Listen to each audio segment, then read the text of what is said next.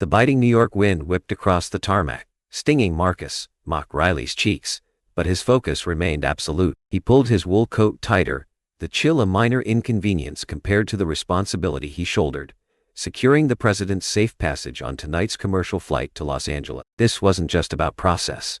With the rise of unsolved mystery threats, security became paramount. Riley, a veteran Secret Service agent with eyes that missed nothing, had personally vetted the flight crew, baggage handlers, and even the janitorial staff. 20 years on the force, he was an expert in identifying potential threats, his senses finely tuned to any deviation from the norm. He double-checked his concealed carry, a familiar weight against his ribs, no flashing badges, no fanfare. Tonight, he was just another passenger, blending seamlessly into the pre-flight crowd at JFK. The president's detail expected the unexpected. As he boarded, Riley's gaze swept over his fellow travelers, families, businessmen, a couple on their honeymoon, each face scrutinized, assessed, and filed away. This was an intricate game of chess, where every pawn held the potential to upend the board. His training kicked in, assessing the risk profile of each passenger entering the flight. He settled into his aisle seat, a subtle adjustment, ensuring quick access to his weapon. To the casual observer, he was merely a weary traveler, eager to reach the West Coast. But beneath the facade of normalcy, Agent Riley remained vigilant, a silent watchman guarding the president's safety on this cross-country flight. The plane taxied onto the runway, and New York City became a glittering landscape slipping away below. Riley remained alert, keenly observant as any seasoned Secret Service agent would. He glanced at his watch.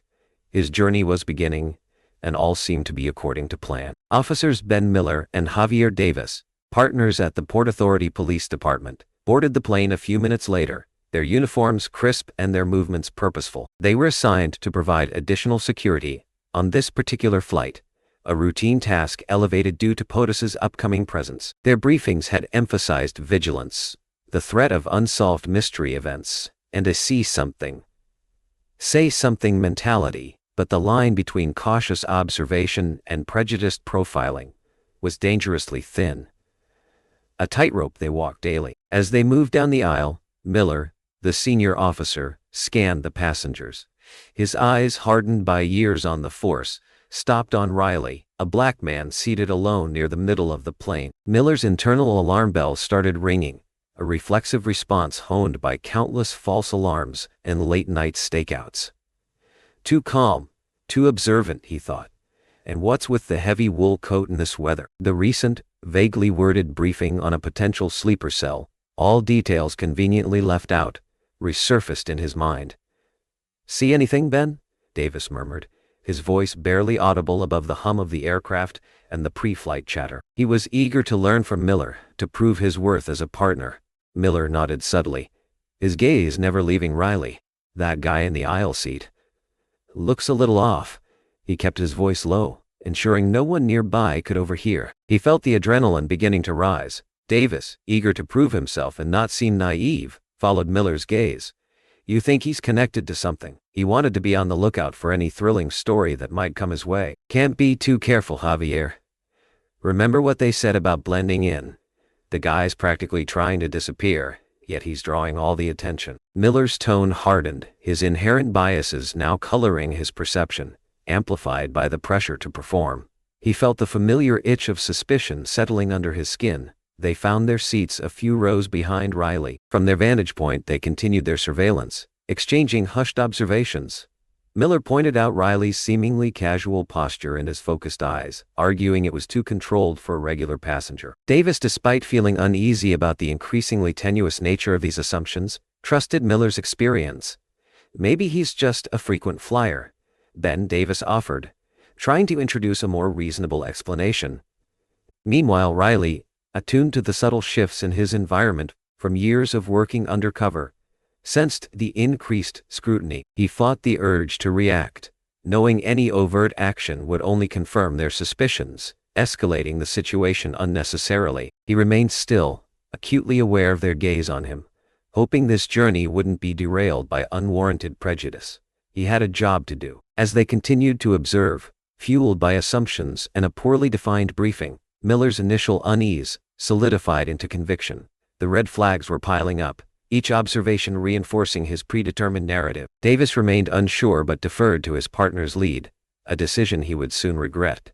The air inside the cabin, already thick with anticipation, seemed to tighten as Miller and Davis rose from their seats. Miller, taking the lead, moved with a practiced authority towards Riley, his hand instinctively hovering near his sidearm. Davis followed close behind, his heart pounding a frantic rhythm against his ribs. "Excuse me, sir," Miller said, his voice carefully neutral but carrying an underlying edge.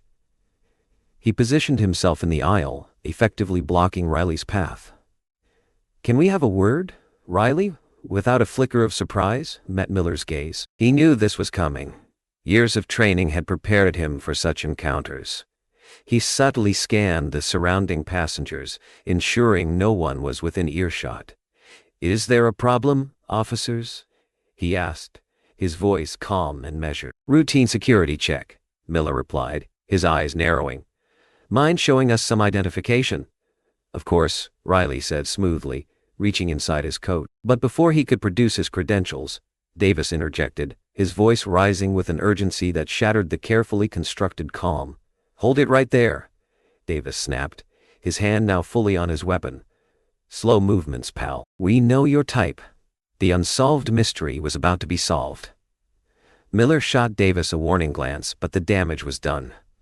Several passengers gasped, their heads swiveling towards the commotion. Riley froze, his hands still inside his coat. "Officer, I assure you there's no need for this," he said, his voice still controlled but with a hint of steel creeping in. "Don't move," Davis shouted, his face flushed. "He's reaching for something." "Get your hands where we can see them." Davis, fueled by preconceived notions and a misinterpretation of Riley's actions, had crossed the line. His actions put everyone on edge, particularly Riley. He was ready to protect the president at a moment's notice. The tension in the cabin reached a fever pitch. All eyes were now fixed on the unfolding drama, the initial unease morphing into palpable fear. The thrilling story they were promised was unfolding before their very eyes. Davis's shout ripped through the cabin, triggering a wave of panic. Passengers shrieked, scrambling for cover as the already tight confines of the aircraft transformed into a scene of absolute chaos. A child wailed, clinging to their mother's leg, their innocent eyes wide with terror. The stewardesses, faces pale with shock, struggled to maintain order, their calls for calm swallowed by the rising tide of hysteria. Miller, despite his initial caution, was now swept up in the escalating situation. He moved forward, grabbing Riley's wrist, his grip tightening with each passing second. "On the ground, now," he barked, his voice barely audible above the din. The promise of an unsolved mystery turned into a dangerous reality. Riley, recognizing the futility of resistance in such a confined space, slowly lowered himself to his knees, his movements deliberate and controlled.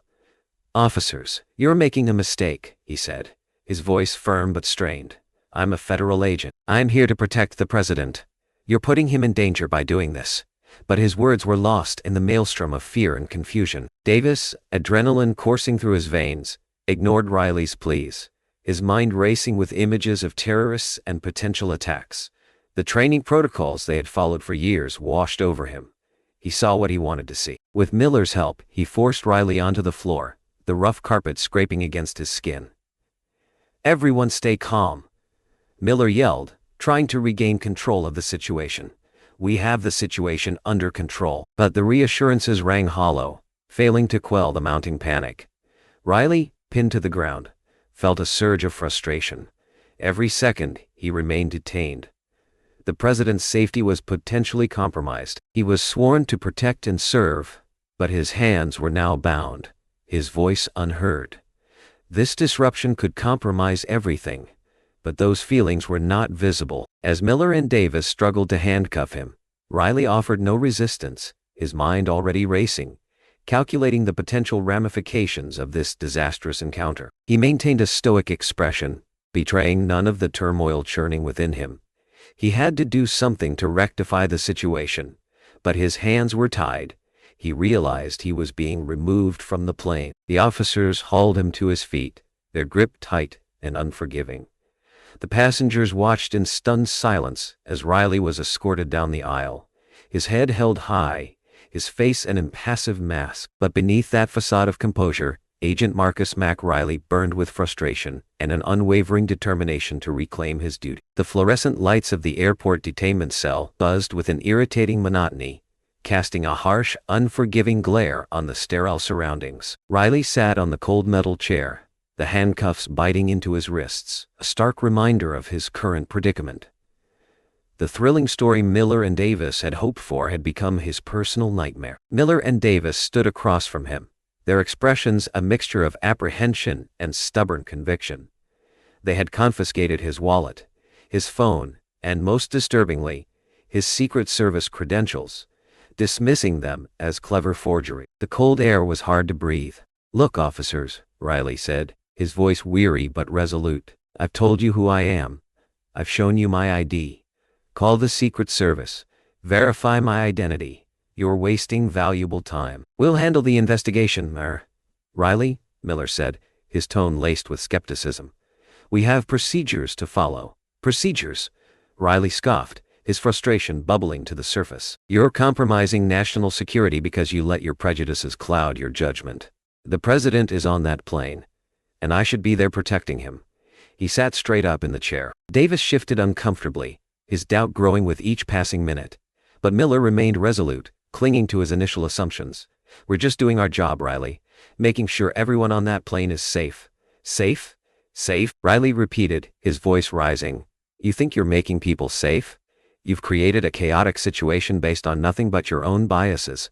Now, because of those same judgments, the president is in danger. This isn't an unsolved mystery. This is an act of incompetence." As the interrogation dragged on, Riley's internal struggle intensified. He fought to maintain his composure, to remain focused on the bigger picture, but the weight of the situation pressed down on him. Every minute that ticked by increased the potential for something to go wrong, and he was powerless to do anything about it. It was his responsibility. He was supposed to be there, and he wasn't. Air Force One hummed on the tarmac, poised for takeoff, but inside a storm was brewing. President Hayes, a man known for his even temper and unwavering commitment to justice, listened intently as his chief of staff, Sarah Jenkins, relayed the unfolding situation involving Agent Riley. He sat, taking in all the facts as they presented themselves. "So, let me get this straight," Hayes said, his voice dangerously calm. "Two local officers detained one of my top Secret Service agents, based solely on..." "What? A hunch?" Jenkins hesitated, choosing her words carefully. "Sir, the report indicates they cited suspicious behavior and claimed he couldn't verify his identity. They also noted that he was black." Hayes's jaw tightened. "They noted that he was black. Lies. That's their justification. Not because they had any proof of an actual problem." The unspoken implication hung heavy in the air. Hayes had dedicated his career to fighting prejudice and inequality, and to learn that it had infiltrated his own security detail left him deeply disheartened. This wasn't just a security breach. It was a personal affront. "Mr. President," Jenkins continued, "the officers involved are claiming they were following protocol, acting in the best interests of public safety." Hayes stood abruptly, his eyes blazing with controlled anger. "Protocol, public safety, or racial profiling masquerading as due diligence? I want those officers' names, Sarah. And I want a full investigation launched immediately. The unsolved mystery here was the ingrained discrimination in the country's law enforcement." He paced the cabin, his mind racing. He couldn't allow this incident to be swept under the rug. It sent the wrong message, not only to his staff, but to the entire nation. He also thought about how this situation could affect the safety of his trip, knowing that Agent Riley was a vital part of the team. "Sir," Jenkins said, "with all due respect, we have a flight to catch. We can't afford to be delayed." Hayes stopped pacing and fixed her with a steely gaze. "This is more important than any schedule, Sarah.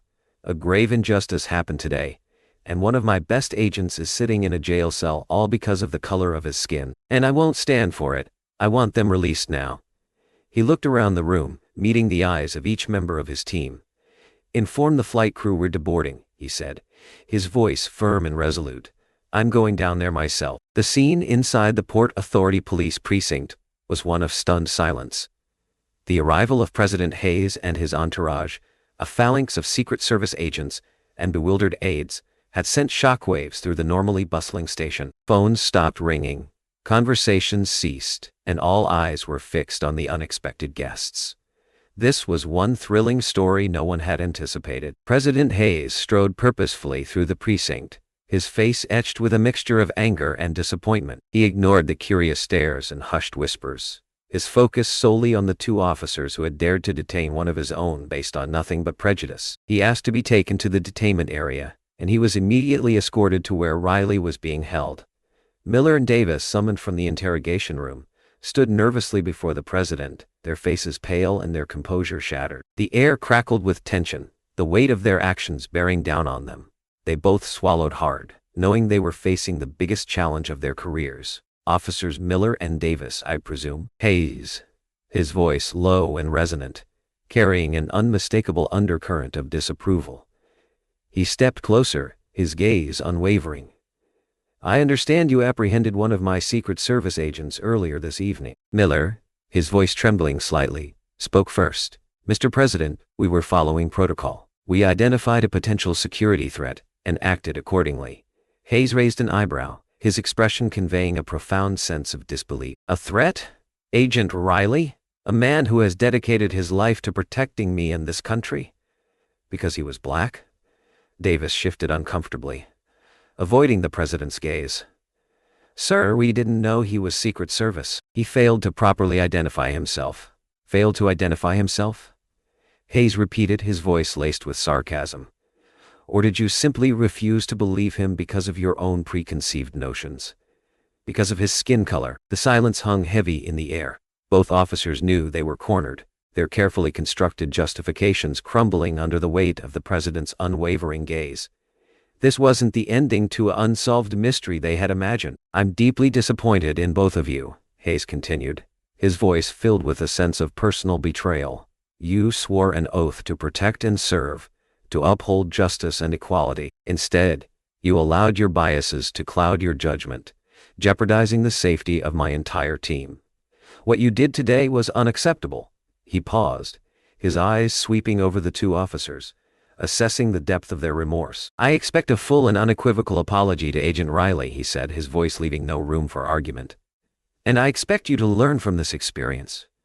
Racial profiling has no place in law enforcement, and it will not be tolerated under my watch. The air in the cramped detainment cell was thick with tension as Miller and Davis stood before Agent Riley, the weight of their actions pressing down on them. President Hayes had stepped outside, giving them the space to offer a genuine apology. A necessary step toward redemption. The unsolved mystery of their own biases was about to be confronted. Miller, his face pale and his voice barely above a whisper, spoke first. Agent Riley, he said, his gaze fixed on the floor. I want to apologize. For everything. For doubting you. For detaining you. For the way we treated you. He paused, struggling to find the right words. We made a mistake. A terrible mistake. We let our assumptions get the better of us. We didn't give you the respect you deserved. And for that, I am truly sorry. He closed his eyes, shame washing over him. Davis, his voice trembling, echoed Miller's sentiments. I second everything Ben said. I was wrong to jump to conclusions. I was wrong to let my biases influence my judgment. I just wanted to do a good job. Riley, who had been watching them with a stoic expression, nodded slowly. He saw the genuine remorse in their eyes, but he also knew that words were just words. It was their actions moving forward that would determine whether they had truly learned anything. He had thought a great deal about the impact that this would have. He stood up, his imposing figure filling the small space. I appreciate your apology, he said, his voice calm but firm. But understand this. What you did wasn't just a personal insult. It wasn't just a minor inconvenience. It put lives at risk. You were responsible for maintaining the president's safety. He stepped closer, his gaze locking onto Miller's. You let your prejudices cloud your judgment, and you almost compromised a vital security operation. You can't make rash decisions without thinking them through, because the results could be disastrous. It can be dangerous for anyone to rely on biased beliefs, he continued. The next time you make those sorts of judgments, it could be catastrophic. You can't allow bias to guide your actions. Riley turned his attention to Davis. You're younger. Officer Davis. You have the opportunity to learn from this mistake, to challenge your own biases, and to become a better officer. Don't follow blindly. Question everything. Think for yourself. Always strive to do what's right, even when it's difficult. Even when it's difficult. He turned to look back at Miller. He paused, allowing his words to sink in. This incident should serve as a wake-up call for both of you. Racial profiling has no place in law enforcement. It's dangerous, it's discriminatory, and it undermines the very principles we're sworn to uphold. He stepped back, creating some space between them. I hope you'll take this lesson to heart. I hope you'll use it to become better officers, better people, and I hope you'll never make this mistake again. He nodded curtly, signaling that the conversation was over. He had said all he needed to say. He knew that it was up to them to follow through. The officers, humbled and chastened, remained silent, their heads bowed in shame. The events that led to this unsolved mystery turned into a very obvious problem with very simple solutions. They had faced the consequences of their actions, and now they had to live with them.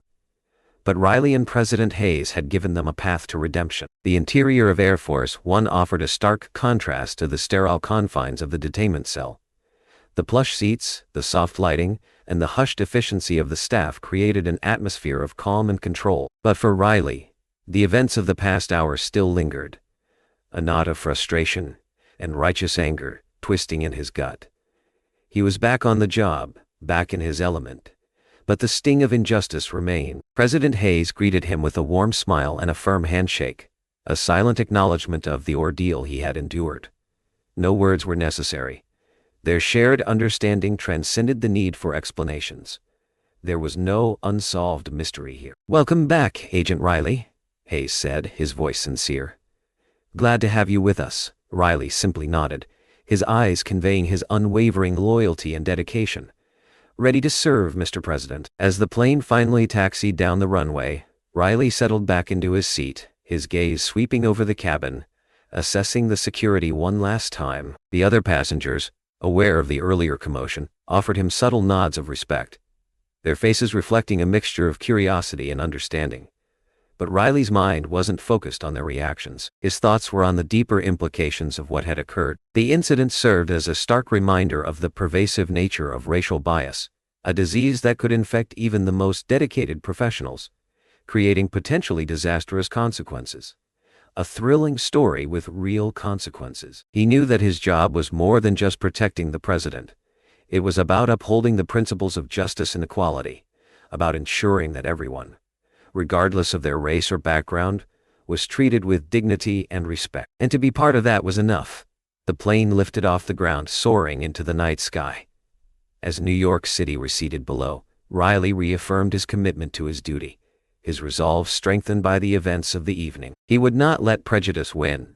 He would not let fear dictate his actions. He would continue to serve with integrity and unwavering dedication, protecting the president and upholding the values he believed in, even in the face of adversity. The fluorescent lights of the Port Authority Police Precinct seemed even harsher than before, reflecting the grim reality of Miller and Davis's misjudgment. The adrenaline had faded, replaced by a gnawing sense of shame and regret. The unsolved mystery they thought they were unraveling had instead unraveled them, exposing their own flaws and biases. Miller sat slumped at his desk, staring blankly at the reports in front of him, his mind replaying the events of the evening. He saw again Riley's calm demeanor, his unwavering professionalism, his quiet dignity in the face of blatant prejudice. The memory stung, a constant reminder of his own failings. Davis approached, his steps hesitant. "Ben," he said softly, "can we talk?" Miller looked up, his eyes filled with remorse. "What's there to say, Javier? We messed up, big time. We almost jeopardized the president's safety, and we humiliated an innocent man, all because of our own biases." "I know," Davis said, sitting down across from him, "but we can't just sit here and do nothing. We have to do something to make things right." Miller shook his head. "What can we do, Javier? The damage is done. We're probably going to face disciplinary action, maybe even lose our jobs. After what we've done, that would be for the best." "Maybe," Davis said, his voice resolute. "But we can still try to learn from this. We can still try to make sure this never happens again." He paused, gathering his thoughts. "I was thinking," he continued, Maybe we should propose sensitivity training for the entire precinct. Mandatory training, so every officer gets a chance to examine their own biases and learn how to recognize and avoid racial profiling. Miller looked at him, surprised. Sensitivity training? You think that would actually make a difference? I don't know, Davis admitted, but we have to try, Ben. We owe it to Agent Riley. We owe it to ourselves. He looked around the room. I'm not saying that solving this unsolved mystery is going to be easy, but it's worth a shot. Miller considered Davis's words, his expression slowly changing from despair to a glimmer of hope. Maybe you're right, Javier, he said. Maybe it's not too late to make amends. Maybe we can use this experience to become better officers. I'll draft a proposal for the training, Davis said, his voice filled with newfound determination. I'll present it to the captain tomorrow. We can get other officers on board. As they discussed the details of the proposal, a sense of purpose began to emerge, replacing the shame and regret. They couldn't undo what they had done, but they could commit to doing better, to creating a more just and equitable police force. They knew it would be a long and difficult journey, but they were finally ready to take the first step. The tale of Agent Riley and Officers Miller and Davis offers profound life lessons applicable far beyond the airport tarmac. Firstly, challenge your own biases. Just as the officers acted on preconceived notions, we all hold unconscious biases that can cloud judgment and harm others. Regularly reflect on your assumptions and seek diverse perspectives. Second, stand up for what's right, even when it's difficult. President Hayes exemplifies this by prioritizing justice over expediency, demonstrating that leadership demands courage and integrity. Third, own your mistakes and commit to growth. Miller and Davis's remorse and commitment to sensitivity training highlight the power of taking responsibility and striving for self-improvement. We all stumble, but what defines us is how we respond. Finally, remain steadfast in your commitment to your values, even in the face of adversity. Riley's unwavering dedication showcases the strength found in staying true to one's principles. This might mean having an open mind and understanding what you might assume of someone without even knowing them. By incorporating these lessons, we foster personal growth and contribute to a more just and equitable world. Embrace these principles, and your journey will be one of continuous learning and profound impact.